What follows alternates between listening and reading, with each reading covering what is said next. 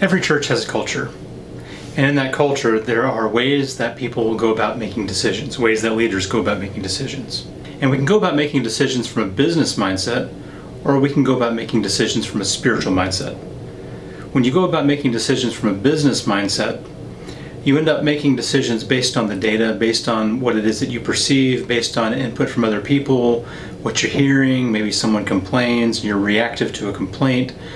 We make these decisions kind of in a corporate bubble as leaders that are maybe sometimes disconnected. And if you're going to make a spiritually minded decision, it has a whole different flavor to it. It's a whole different category of decision making that's made through spiritual discernment processes. When we talk about spiritual discernment processes, we're really basically saying we don't have the power or the ability to understand all that we need to understand to make the proper decision. So we're going to lean into God and rely on God for Him then to inform us, lead us, guide us into the proper decision, the thing that we feel convicted that God wants the most. Again, business mindset, collect the data, connect the dots, logic, reason, our own ability, our own knowledge, however much that we can hold in our head and converse and make basically decisions that don't really require much prayer or much study or much thoughtfulness or much waiting. We are going to, we have a problem, we have something that's come up, and we are going to today, in this moment, make a decision about what it is that needs to happen. Again, spiritually minded decisions are reliant on God. Corporately minded, business minded decisions are reliant on self and on the leadership team. So when you start talking about how do we go about making spiritually minded decisions, we are waiting on the Lord, we are leaning on the Lord, we are recognizing and surrendering to the Lord, recognizing that He knows best, He knows all things, and He has all power, and that He can and will guide us, that God truly is living and active today. He didn't check out. He's not a deist God that kind of wound it all up and set it in motion and just kind of moved on. If God was a deist God that just kind of wound it all up and moved on, then we would be left to our own devices. We would be left to kind of business-minded decision-making where we just collect the data and just use our own analytical abilities to come to the best decision we possibly can. But that's not where God left us. God left us with a living Holy Spirit who is active and alive and working in our lives and our ministries and our churches and can work in our decision-making processes if we'll open up our minds and our hearts to be led by the Holy Spirit. Anything in the New Testament, especially in the letters of Paul, that talk about spiritual, when you talk about the word that Paul uses for that, pneumatikos, that's Holy Spirit stuff. When we talk about making spiritual decisions, we're talking about making Holy Spirit informed, Holy Spirit guided decisions. It's a complete different culture and a complete different animal than business decisions, but nobody trains leadership in how to make decisions like that. And so what we tend to do is we come into spiritual environments with a business mindset, and those two things really don't work well together. They don't work well together when it comes to getting people on board and moving, because in a spiritual community, those people are typically volunteers. In a business community, those people have a paycheck. They have health insurance. They have a pension. They have all these things going for them that are leveraged to get them to do the things you want them to do. But in a church environment, in a spiritual environment, you don't have that carrot or that stick to kind of motivate people. And so we have to start engaging in spiritually minded decision making. If we want our churches to be healthy, if we want vibrancy, if we want to see new life, how we've been doing it doesn't really work. If it were working, then we wouldn't need to look to new approaches. So we need to be convinced to change our paradigm of what leadership is about, and about then how to make decisions as a spiritually minded leader. Now, the foundation of all of that is in the leadership's individual disciplines and prayer life, individual relationship with God that is then brought to bear into that meeting or into those conversations or decision-making processes. But even in the decision-making processes, there needs to be an acknowledgement of the working of the Spirit and an acceptance of our absolute profound need for God's help to move things forward in the way that makes Him most happy. Think about being the church of Christ. It's Jesus' church. That means Jesus is in charge. Just as the Bible says, He is the head of the church. It is His body. There is only one head, and we are the body with many parts.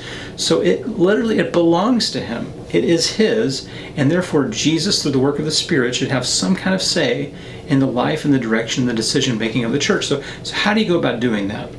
Well, first you have to understand that you need to do it that way. You can't keep operating from the old paradigm. Second, again, you bring your own spiritual life into the meeting, into the decision-making process. As someone who is well grounded with Jesus, and as Jesus would say in John 15, is like the sheep that knows the shepherd's voice. The more we know the shepherd's voice, the more we're in tune with the life of Jesus, the more we're in tune with the person of Jesus, the more in tune we're going to be with making spiritually minded decisions. And next, again, we have to acknowledge the ongoing work of the Spirit. If we're cessationists and we think that the Holy Spirit stopped working when the Bible was canonized in the 300s, or when the last stroke of a pen happened in the book of Revelation, we are going to continue to lean into business model decision-making processes rather than spiritually minded decision-making processes, because we don't think that God's really doing much, and so there's nothing to lean into or lean on, and we're left to our own devices, our own ability, our own logic, our own reason. So if you're going to make a spiritually minded decision, you're going to have to rely on God 100%, as close to 100% as you can possibly get, and you being a you plural. The leadership body needs to be saying, okay, what does God really want here, and how do we ascertain what it is that God's trying to tell us, what kind of direction God's trying to get us to take? And that's going to take several ingredients, several components. First is this: we're acknowledging that we may not make a decision in this very moment. Why are we not making a decision possibly in this very moment? Because it is not a given that God has weighed in on this. It's not a given that He's revealed enough to us for us to move ahead. And we are convicted that we don't need to move ahead on anything until we feel convicted that the direction is the one that honors God the most, and that we have waited and listened to receive any kind of input that God may give us into the decision-making process. This makes decisions take a bit longer, but it makes decisions stick. Here's why. If I just logic and reason myself to a decision, and then a church member comes up and says, well, this was a horrible decision. Why are we doing it this way? And I say, well, I'll get back with you, because the way we made the decision was in a business mindset. And so I'm going to go back to the leadership, say, well, so-and-so is upset. And they say, well, yeah, someone else said the same thing to me. It's okay, we're going to reevaluate the decision because we're not really convicted that God had much to do with it. It was just us. And if it's just us, then we can reevaluate the decision. And you can reevaluate what you think was a spiritually minded decision, but I'm speaking very generally here. So if someone comes and complains, now you have a reactionary leadership environment where you're saying we're going to change the direction and the decision making, or the decisions that were made based on what we're hearing, based on the ear to the ground. That's not completely a bad thing. I'm going to get to that in a moment. It's just put in the wrong place. You don't want that input after the fact. You want to gather up spiritually minded people to be helping you pray and giving you prayerful, thoughtful feedback into the decision making before the decision's made. So if you're going to make a spiritually minded decision that is recognizing the sovereignty of God and the knowledge of God and His then ability and willingness to pass it on to us, it's going to require fasting and prayer. Now, this is not for every decision, but it's going to require a culture of fasting and prayer.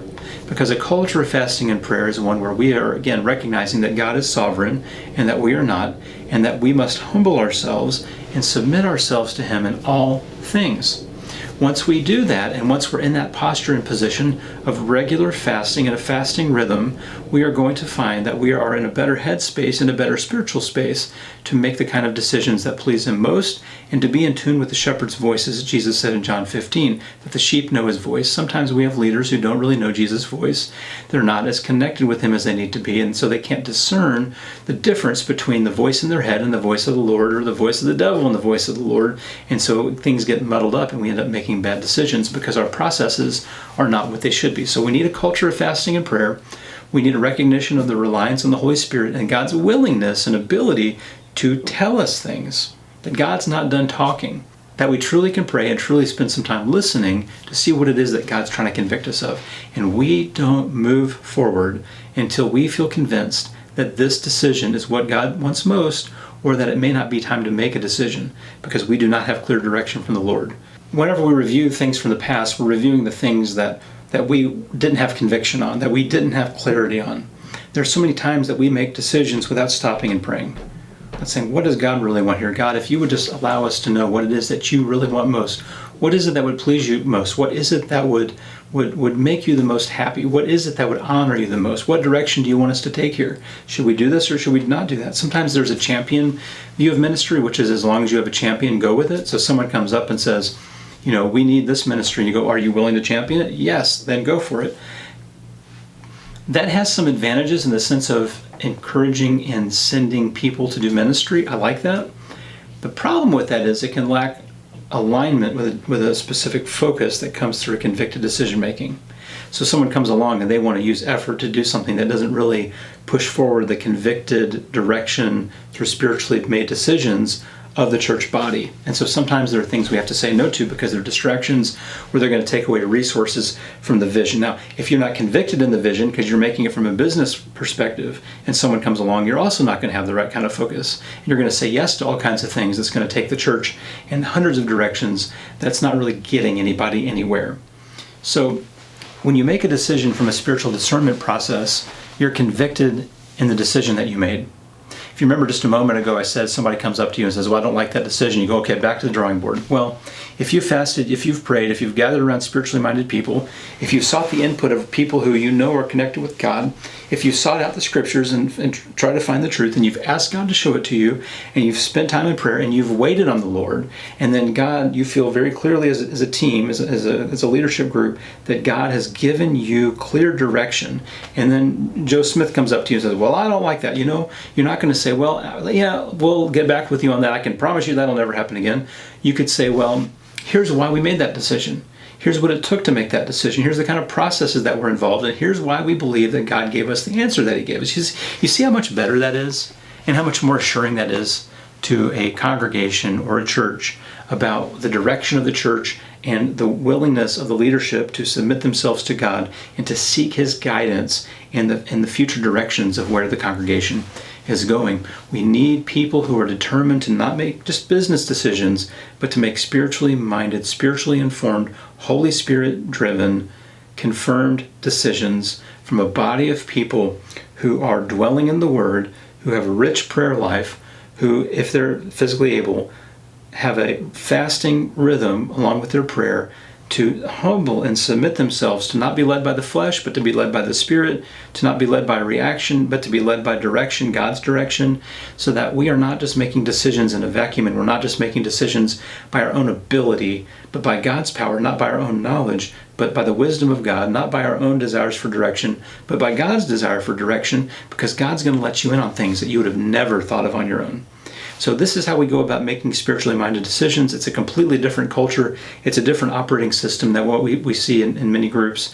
And so I hope that this encourages you, and maybe you can pass this on to some Christian leaders who you know who maybe struggle with this idea of making spiritually minded decisions because all they know is how to make a business decision, because all their experience came out of corporate America or the business world. And so they bring that same culture into the church leadership environment, and that's not going to align well with the gospel, and it's not going to submit itself well to the leadership and the lordship of Jesus Christ by the work of the Spirit.